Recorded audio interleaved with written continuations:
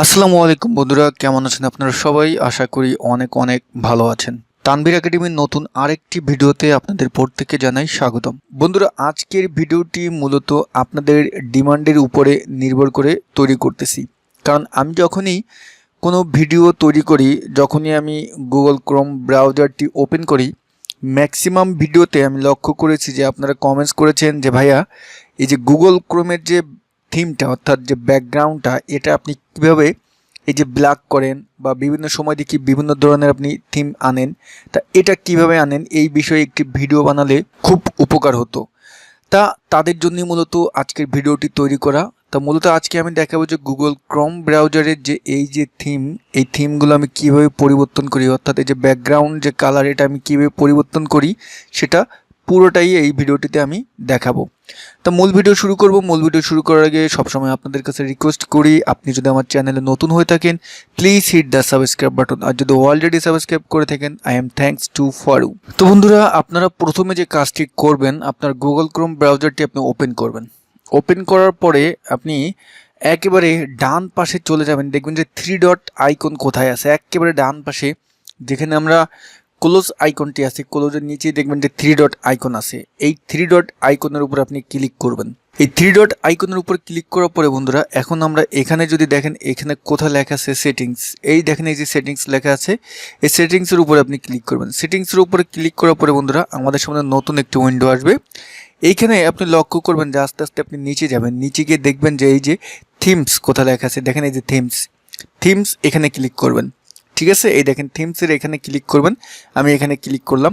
এখানে ক্লিক করার সঙ্গে সঙ্গে আমাদের নতুন আরেকটি উইন্ডোতে নিয়ে যাবে, নতুন একটি ট্যাব ওপেন করে। এটা হলো বন্ধুরা ক্রোমের ওয়েব স্টোর, অর্থাৎ যেখানে আমরা এক্সটেনশনগুলো যেখানে আমরা আনি।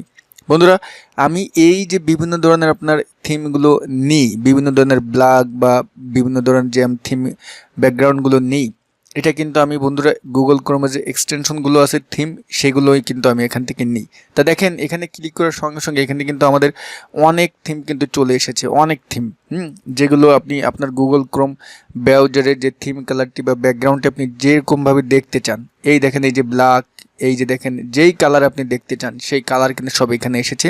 আমি কিন্তু বন্ধুরা এই যে দেখেন নেবুলা নামে যে এক্সটেনশনটি আছে, এটা আমি ব্যবহার করি। এটা যদি আমি ক্লিক করি, দেখেন এই যে এইটা আমি ব্যবহার করি। আপনারা এর নামটা লিখে রাখতে পারেন, নেবুলা, এটা লিখে সার্চ দিলেই আপনার কিন্তু অটোমেটিক চলে আসবে। দেন বন্ধুরা এটাকে যদি আমি অ্যাড টু ক্রোমে আমি ক্লিক করি, এই যে এক্সটেনশনটা আমি ক্লিক করি, অটোমেটিক কিন্তু আমার এটা গুগল ক্রোম ব্রাউজারে কিন্তু ও নিয়ে নিচ্ছে এবং অটোমেটিক আমার এটা আপনার যে গুগল ক্রোম ব্রাউজার যে ব্যাকগ্রাউন্ডটি সেটা কিন্তু আমার ওরকম হয়ে যাবে থিম কালার। আমরা দেখুন পুরো ক্লোজ করে দিয়ে আবার যদি গুগল ক্রোম ব্রাউজারটি আমি ওপেন করি, দেখেন আমার থিমটি কেমন দেখাচ্ছে বন্ধুরা, আমার ব্যাকগ্রাউন্ড কালার কেমন দেখাচ্ছে। আমার এই গুগল ক্রোমের থিমটি কিন্তু এখন এরকম দেখাচ্ছে। আমি আবার আপনাদের দেখাচ্ছি, উপরে 3 ডটে চলে যাবেন, একটা ডান পাশে ক্লিক করবেন, দেন সেটিংসে ক্লিক করবেন।